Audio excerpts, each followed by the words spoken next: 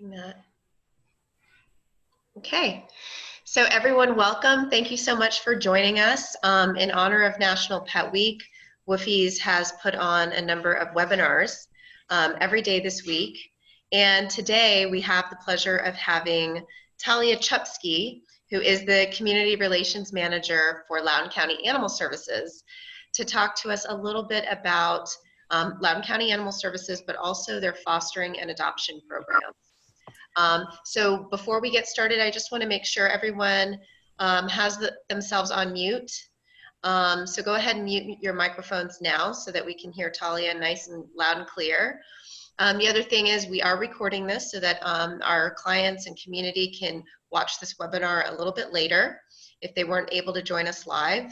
And if you have a question for Talia, the best thing to do would be to either unmute yourselves once when we're asking for questions and ask your question then verbally, or if you want to just go down at the bottom of your screen to the chat box, you can type a question into the chat box itself and I'll go ahead and read that question out loud.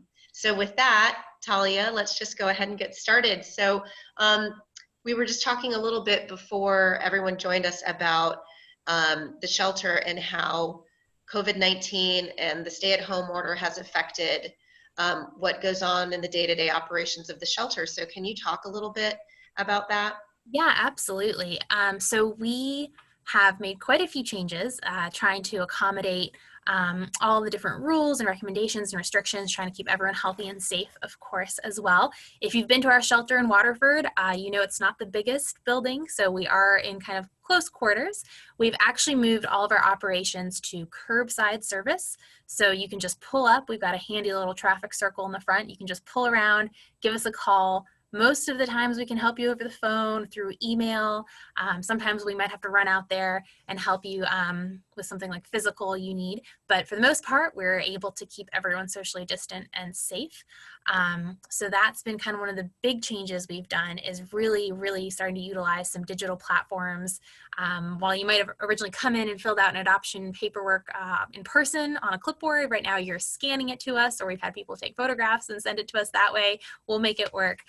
We're also doing a lot of our meet and greets through technology as well. If you've come in, you've seen our cat adoption hallway where you can kind of walk around and browse.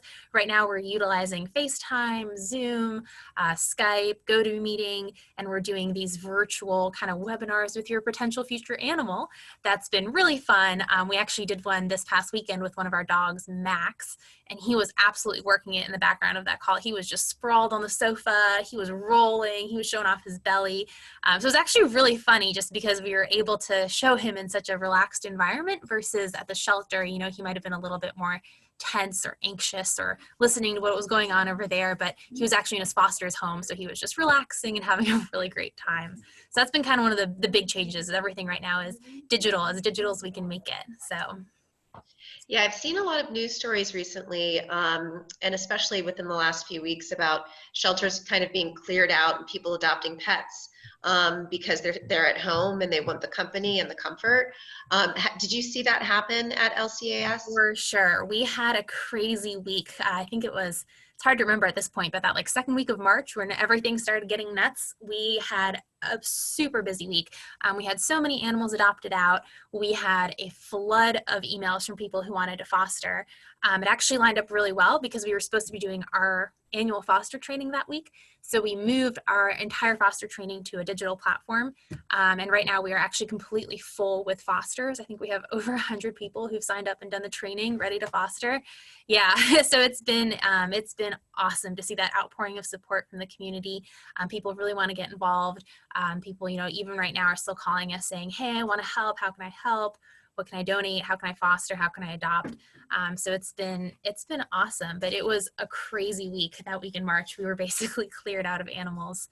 So Well, that's a good problem to have. yes, that is a very good problem to have. So speaking of fostering, can you talk about the foster process? It sounds like you guys you're full in terms of fosters for now, but in the future, if someone is looking to foster with you or with another service, what are the things that you look for in a foster family? Yeah, absolutely. So anyone can foster, and it's really just figuring out kind of what the best situation is for you and what you can offer to the animals of the community. I'm going to touch on really quickly, we have this awesome program for someone who might not be really ready to commit or just kind of trying to feel it out. It's called our one-day dog field trips. Unfortunately, with everything going on right now, it's on hold, but I'm hoping it's one of the programs we can bring back pretty quickly because it does allow for some social distancing. But basically, you come into the shelter, you take a dog out for the day, you can go hiking, you can hang out at your house. Basically, whatever you want to do. We have people take them, shopping at a pet store, that type of thing, and just spend the day with the dog. That gives you that experience of having, a shelter animal experiencing probably, the stress they feel in the shelter, how they decompress at home a little bit, how they might react to new things after being in a shelter environment. So you kind of get to get a little bit of a glimpse into that world.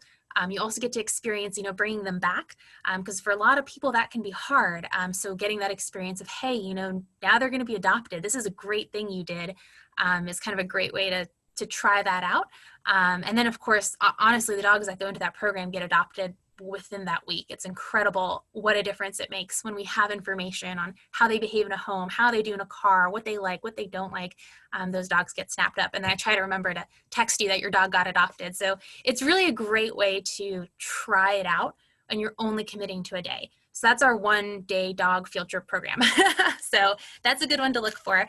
Otherwise, our foster program, we have all sorts of needs. A lot of people want to foster kittens and puppies. They are super fun. They are a lot of work. So that's something to keep in mind. You're up, probably not maybe as regularly as you think you have to be, but you're up a bit at night, making sure they're warm, making sure they're fed if they're without mom, that type of thing. So it is definitely a commitment. Sometimes we have medical needs as well, so that is a little bit of a time commitment as well. It's super rewarding. I have to say, kittens and puppies, watching them grow, watching them get to that age where they can be adopted, there's really nothing like it. It's such an incredible experience. But to be realistic, it isn't just all the cute kitten cuddles that the internet might make it out to be. There's a lot of poop involved, so keep that in mind. We also usually have a pretty big need for adult behavioral fosters. So if you think about it, a shelter, we try really hard to make our shelter a nice environment, but at the end of the day, it's still a shelter. There's weird smells, there's weird people, there's, weird animals. If you're a cat coming in, there's dogs barking. If you're a dog coming in, there's cats meowing. Maybe you're not used to that. It's not home. And that's a lot for an animal, and some animals react differently to that than others. So sometimes for our adult cats, we're looking for fosters to take them for a few weeks and see if they can decompress in that home environment and show us their true personality. At the shelter, they might just be sitting in a little hidey box and scared, but at home they might be a total lap cat. You never know. So we need those fosters who can help us with those behavioral needs. Same thing with dogs.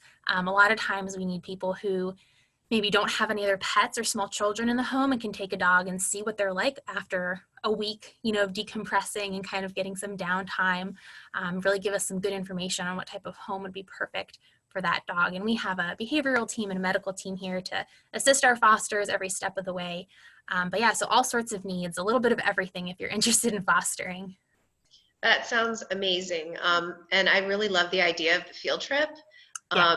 Because it benefits not only the foster, but also the dog who gets to go out for a day and Absolutely. do something outside of the shelter, which sounds pretty amazing.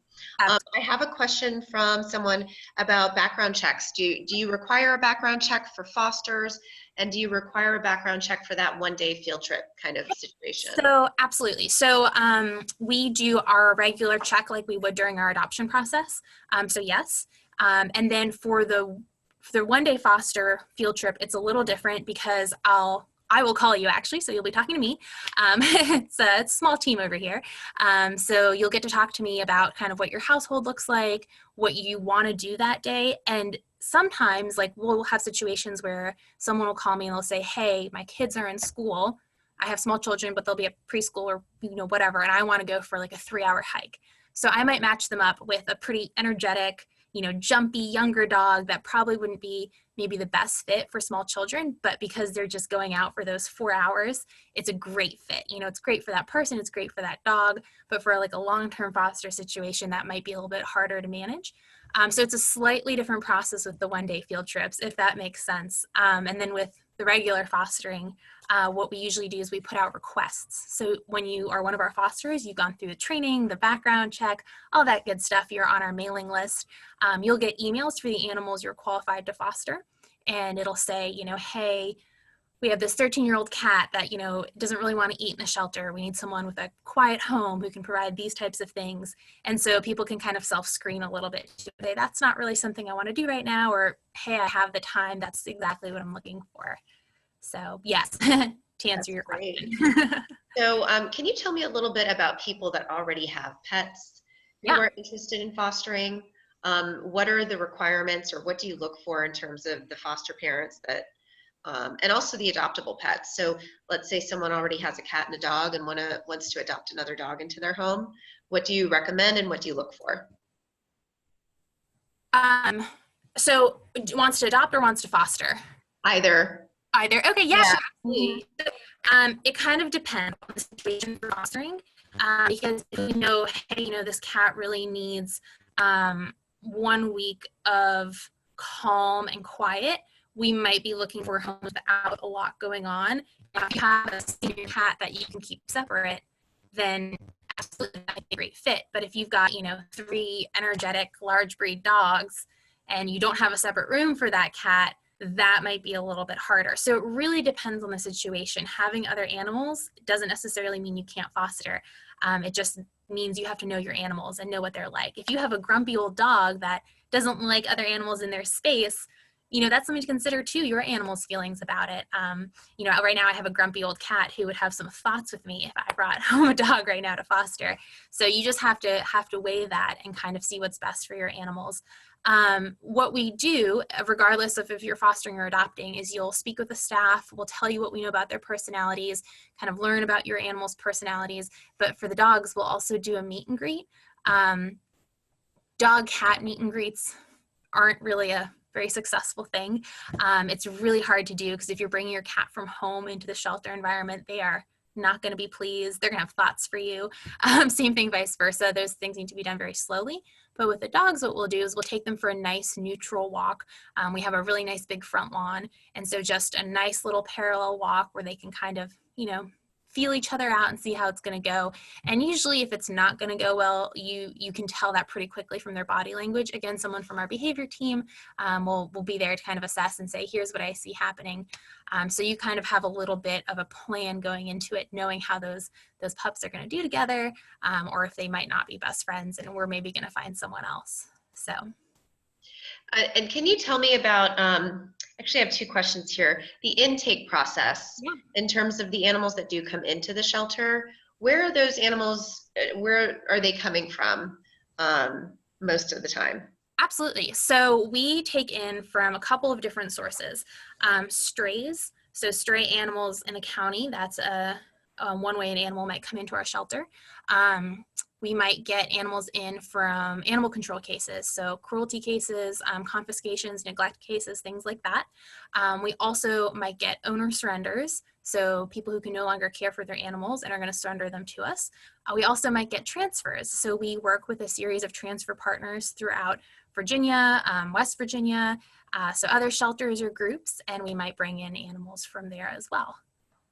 And then was there a follow-up to that question? I think. Yeah, this was actually not directly related to that question. It's just another question about fostering. What is the foster process like if someone wanted to foster for LCAS? You mentioned a training. Yes.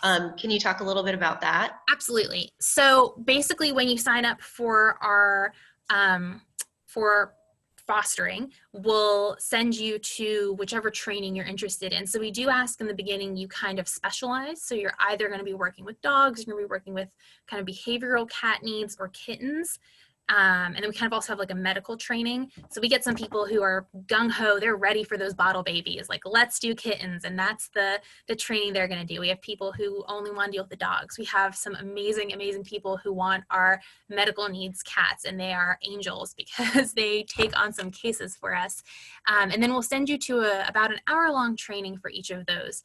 And that includes a sort of a general orientation of who we are, it's digital, so you get to see us on the screen, who you'll be communicating with, how the process works, and then sort of a breakdown of what we expect, when that animal is in your home. You'll also get our handbook, which it's a very, very intense resource with pretty much any question you might have is hopefully answered in there. All our contact information, how things work, that sort of thing. So you have a lot of resources to sort of get you started.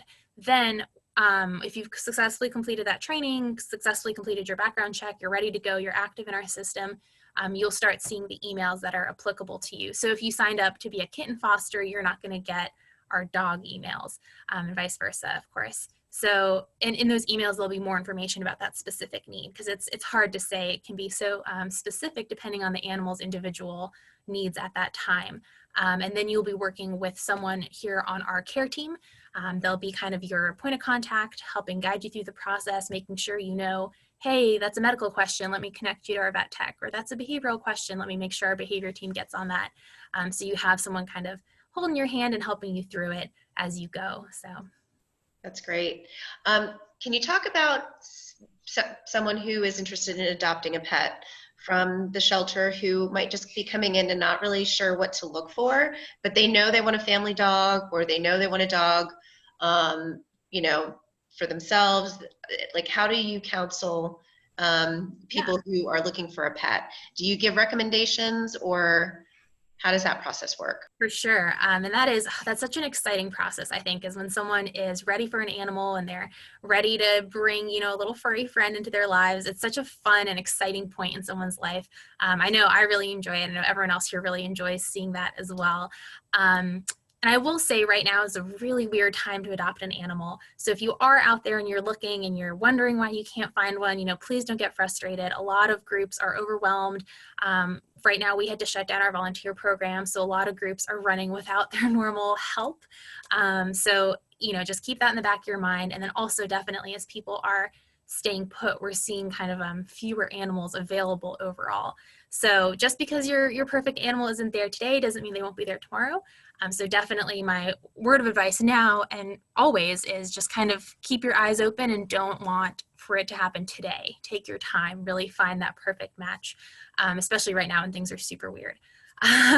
But what we do when those folks come in is we really just want to get to know them. We want to know, hey, what are you looking for? What does your family look like? On Saturdays, are you, on the couch watching cartoons, or are you doing a 9-mile hike? A lot of that will help us figure out what personality of dog you should be looking for to kind of match your family's dynamic. So I always recommend, if people can sit down with their family or whoever lives in that house and kind of have a conversation before coming to look for an animal and figuring out, what are we looking for? What do we want to do? How do we want to spend time with this animal? What do we enjoy about, a dog or a cat? And getting that kind of figured out on their end. Then when they come in to look for an animal, they're sort of aware of what they want. And then you meet with one of our adoption staff, and they kind of talk through that with you, maybe invite you to browse, and then kind of start talking through the animals and their personalities and what we know about them. Again, this is where the field trips come in so handy, because if they've been on a field trip, we know so much more about them versus, hey, they came in as a stray, here's what we've seen at the shelter, but before that, we don't know. So any source of information we can get to share, we will, and kind of help you make that decision and talk about, incorporating that animal into your life. So. Do most people come to the shelter directly, or do you see a lot of people first kind of browsing on the website? Can you tell us how the website works in terms of For sure. Adoptions? Yeah, and right now that's super important because we actually aren't letting folks into the building, again, trying to keep everyone safe. So please, if you are looking to adopt right now, please go to our website first. And then give us a call, or some of those animals will have foster information directly in their bio, and you can just contact the foster directly. Again, it's a little weird right now, and I do apologize. We're here for you, and we're doing the best we can.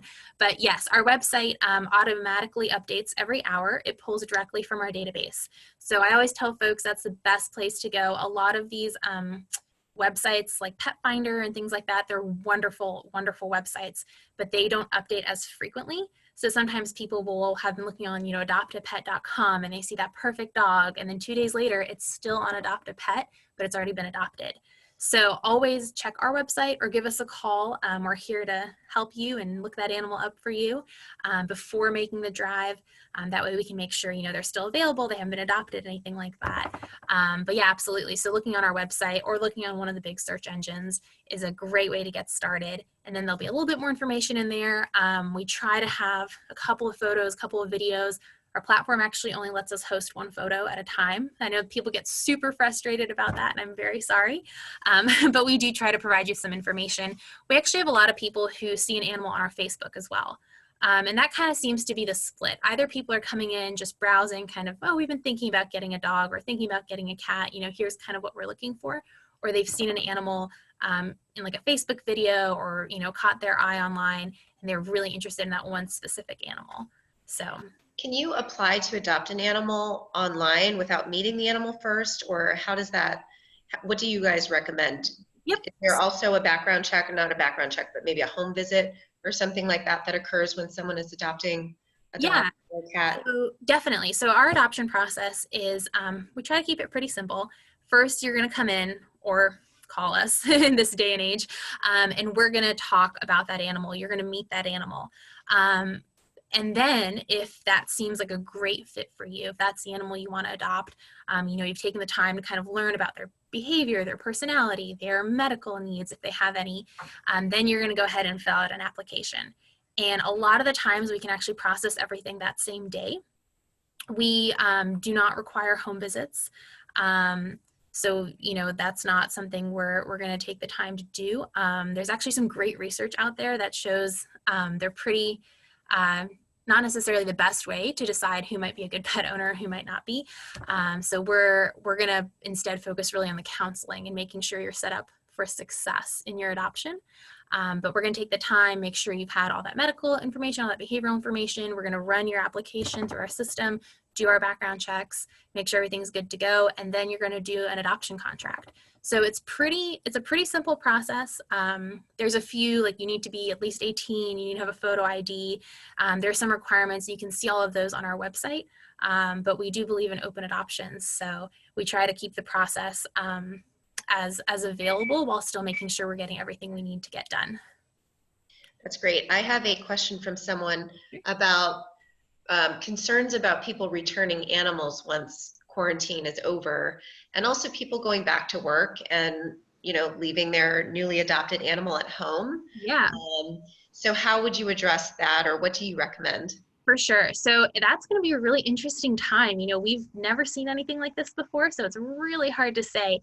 My personal belief is you just lived with that adorable bundle of fluff for 6 weeks. Barring any sort of economic issue or family misfortune, you're probably going to make it work. A lot of us, I know I work full-time, my husband works full-time, and we still manage having animals. So it's just kind of figuring out the management and setting up your life to allow for it, which for some people can be hard. And absolutely, that's what we're here for. And for some people, they'll be able to make it work pretty easily. So I'm personally not super worried about it, but again, no one really knows. We don't have any data or anything to go off of. We'll just have to see. We are here as a resource, so absolutely, if people are having concerns or having a hard time figuring out how they're going to manage that, please reach out. We'd love to talk to you, kind of set up some behavioral things, see if we can give you some tips and tricks to sort of make that easier.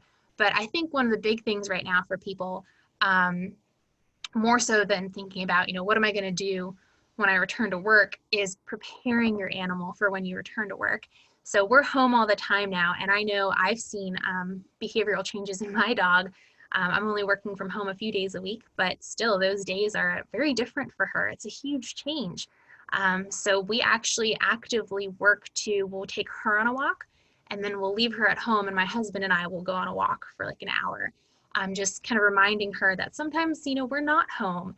Or if you have a new dog, maybe introducing them to that even slower than that. Like, hey, we're going to leave for 5 minutes while you have this super delicious Kong full of treats, or, you have a bunch of treats scattered in your crate. Just sort of slowly introducing the concept that sometimes people aren't home, because right now the exact opposite is true. But really taking the time now to do that, so when you do have to leave for 8-9 hours or whatever your workday might be, your dog is already used to that idea, or your cat as well. They're used to the fact that sometimes my parents aren't home they're doing other things and then they return. Also, this is a great time to crate train. So if you have a new dog, if you haven't crate trained before, really making that crate a super positive kind of safe space for them, slowly introducing it. There's some great resources online, and I can also provide you guys with a bunch of links. But just kind of being taking your time to throw a couple of really yummy treats in there, letting them go in, sniff around, come back out, and slowly building up the amount of time they spend in there. Just making it a really positive, safe space for them can be super helpful for when you do get that call of, hey, got to get back in the office tomorrow. So. Right. Those are great tips, great ideas. I love the idea of crate training at home right now if you hadn't had the time to do that before. So great idea. I have a question from someone. Do you have a dog available now that is not on the website who's in a foster home? Um, no, I think our last dog, Max Blackbeard, what a name. He just got adopted actually out of foster. So if you saw him on the website recently, he was just recently adopted. He was the one showing off his belly during his go-to meeting call. He was just so ridiculous. So right now we do not have any currently available dogs, but again, that changes all the time. So please do keep an eye on the website. And then do you also have other animals, pets available besides dogs and cats? Do you also get in birds and rabbits and parrots? Absolutely, absolutely. So we are an open admission shelter. So that means regardless of medical condition, breed, age, we do accept animals in. So any domestic animal, wildlife, we do not take into the shelter. Our animal control team works really closely with Blue Ridge Wildlife Center to get those animals to trained wildlife rehabilitators because that's where they need to go. So we take in bunnies, guinea pigs, snakes, fish, all sorts of birds. We have livestock as well that comes in. So you might find we've had a lot of pigs lately, actually. So a lot of pigs come through. We have horses sometimes, not as frequently, but sometimes we'll see roosters, geese, all sorts of livestock. So So when those animals come in, are they all also on the website? yep, they're under everyone else. So if you're on our website under available animals, you'll see there's cats, dogs, and everyone else. And that everyone else tab can really vary depending on the month. Wow, that's really interesting. Um, can you talk to us about other ways to get involved with LCAS besides adoption and fostering? Are there other volunteer opportunities that you guys have available? Absolutely. So those are kind of our big ones at the moment, just because we are shut down to volunteers right now. But moving forward in the future, and we are hopefully moving into a new shelter in the heart of Leesburg, hopefully, maybe later this year, depending on how everything goes. But we're always looking for in-shelter volunteers, and there's a whole bunch of different programs you can volunteer from just housekeeping tasks to cat behavior, to dog behavior, dog walking. We also have a lot of other programs for folks that maybe, like animals, but don't want to be super hands-on. So actually right now I have someone who is helping me translate a bunch of our materials, making sure we're hitting all our audiences, not just our English speaking ones, providing them with that material they need to keep themselves safe and their pets safe and healthy. We have an amazing team of volunteers that normally helps us with our pet pantry efforts. So helping gather donations, sort donations, deliver them to our pantry that provides pet food to those in need. We have an admin team of volunteers that helps our front desk with all sorts of paperwork tasks, helps us with our lost and found animal reports, making sure we're tracking those. So there's a whole bunch of different opportunities. And then there's also at-home opportunities. So a lot of people right now are, looking for something to do. There's all sorts of great make-at-home enrichment things you can do. Right now, we're not able to take those in just because we are trying to limit donations solely to food for our pet pantry, but hopefully we'll be able to lift that restriction soon. So especially if you have kids that need something to do, although personally I find some of those crafts super relaxing, but there's all sorts of things to make dog toys, cat toys, enrichment for the animals at the shelter. That's super helpful and takes a lot of burden off the staff and frees up their time for other things. And we have folks making those for us. That was actually my next question was going to be about children getting involved because I know some people want their, either, elementary age children or teenage children to be able to do something. I'm guessing there's a restriction in terms of walking a dog in terms of age. So can you talk a little bit more about how to get like a family involved? Sure, absolutely. In the shelter? We have some wonderful families that have been volunteering with us for years, and it's absolutely wonderful to have them. So we do have a youth apprentice program, which allows some of our younger kids to join with a parent or guardian. So sorry, mom, dad, you do have to come and scoop cat poop as well. But that's a great way for them to kind of give it a try and see how they feel. Once you're 16, you can volunteer without a parent or guardian. So we do see a lot of teenagers joining us kind of at that age, a lot of high schoolers actually, which is really fun to see them coming on board. But if they're, if you don't have that time necessarily, because I know with younger kids' schedules, it can be really hard, or if they're not quite old enough to be volunteering through our youth program, you can also do a lot of our online projects. And that's a great way to kind of let them see, hey, we're doing this to help the cats at the shelter feel better. And then hopefully soon you'll actually be able to come and drop those donations off at the shelter in person. And a lot of times you can just come walk through the shelter, and it's great for the kids to be able to see, those are the cats I'm helping. These are the animals I'm helping. I did something that really is going to make a difference. And that's actually one of my favorite things to see as well, is watching those kids make that connection and really feel good about themselves. Right now, you can't drop stuff off, unfortunately, unless it's food for the pet pantry. But again, I'm hoping soon we'll be able to change that. So. And then speaking of donations, I have a question about what kinds of donations that you take once all of this is kind of behind us. Yeah. What donations do you request or are looking for? Absolutely. So those are usually all on our website. I think it's under Get Involved. It kind of spells out what are some of the things we need. Some of the big things that we always need are peanut butter, easy spray cheese. Again, I know I touched a little bit on the fact that we try to make the shelter a super kind of as pleasant as it can be place, and easy spray cheese is a huge hit with our dogs. If you think about it, if you're looking for comfort food, you're not looking for steamed broccoli, right? You're looking for that easy mac. So again, having those really high value, super yummy things for our animals is really great. So those are always on there. Any sort of canned food, our pet pantry is always looking for donations, and those are small bags of dry food under 10 pounds, and then canned food as well. Toys are always popular. Leashes, the long 6-foot leashes are really popular. So it kind of just depends. During kitten season, we always need KMR, which is a kitten milk replacement formula. We usually need a lot of soft and snuggly blankets during kitten season. It sort of depends where we're at with animals at that point in time. But Do you accept donations of beds or crates? so crates, yes, absolutely. Beds is a little bit of a tricky one. If it's new or relatively unused, what we'll do, because again, our big thing is making sure everyone's healthy. So beds are really hard to squeeze in our industrial size washing machine. They don't hold up to that very well. So they're really hard for us to disinfect between animals. But what we might do, especially when we get those awesome, like newer memory foam type beds, is we'll give them to a dog, and that's their bed, and they actually get to go home with it. So that's really nice. But for the most part, beds are pretty hard. And same things like comforters or pillows.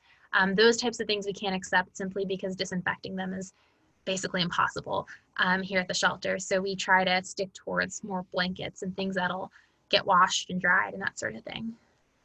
That's great. And can you also tell us about events that you hold throughout the year? Do you hold any special events? And also, do you go out to the community and are part of other events? Yeah, absolutely. So we love being involved. That's actually usually a major component of my job, and I'm missing it terribly right now. But we do a couple of different events. So we do 3 big adoption events. We do one in the spring called Homeward Bound. There's a big national event you guys might be familiar with called Clear the Shelters. It's in August. That's a wonderful event. And then we do a Home for the Holidays event, usually in early December. So on those days, we waive all the fees for everyone in our shelter. And it is just awesome. We have people lining up outside the front door to adopt. We try to make it super fun. Our friends group, which is the nonprofit arm of our shelter, will come and do, hot chocolate or fun games or something. And it's a great opportunity to be able to really bring in a lot of dogs also from our partner shelters and find those animals homes. So those are our big adoption events throughout the year. We also do a bunch of low-cost rabies and microchipping clinics. So we do about 6 of those a year. 2 at the shelter, and then the rest are all mobile throughout the community. So those are low-cost rabies vaccines, dog licensing if you're a Loudoun County resident, and then microchipping. So it's a great way to make sure your pets are microchipped and up to date on that rabies vaccination. That brings up another question that I just had. Do people adopt outside of Loudoun County? And is that, someone from Fairfax County, are they able to adopt from LCAS? Yeah, absolutely. So you can live in Fairfax County. You can live in Prince William. We have folks adopting in West Virginia. Absolutely. We don't limit that. So. Okay, perfect. And so where should we look in terms of going to the website? Is it lcas.org? So it is actually going to be loudoun.gov/animals. Okay. Mhm. Great. Well, that's all the questions that I have today. I'll open it up if anyone has any last questions before we sign off. And Talia, is there anything that you want to add that we haven't already discussed? I think you've hit a lot of it. Definitely want to thank everyone for their time and for just their involvement. I think that's something actually I really want to stress, and I'm sure you see it at Woofie's too, is animals are such a community thing. And we are very fortunate here in Loudoun County to have such a caring community that's involved, that adopts, that fosters, that wants to donate, that even, if you don't adopt or foster, you like our posts, you spread the word, you care for your animals and you're involved in the community. And that's really what it is. It's a community effort. And it's just so awesome to see that even during times like this where it's super stressful and people have more than enough on their plates, they're still thinking about the animals. So That's great. yeah. Well, here at Woofie's, we love LCAS. And I just want to thank you so much for what a great webinar, so much good information. So we're really excited about getting involved, and I'm sure everybody listening will also be. And definitely checking out the website for new adoptable and fostered pets. Yes. All right. Thank you so much, Talia. Appreciate your time. Thank you so much. And yeah, if you guys have any questions, please feel free. And Michelle, I will send you a link with all sorts of information as well if anyone's interested. So Definitely. Thanks so much. Thank you, Talia. That was great. thank you.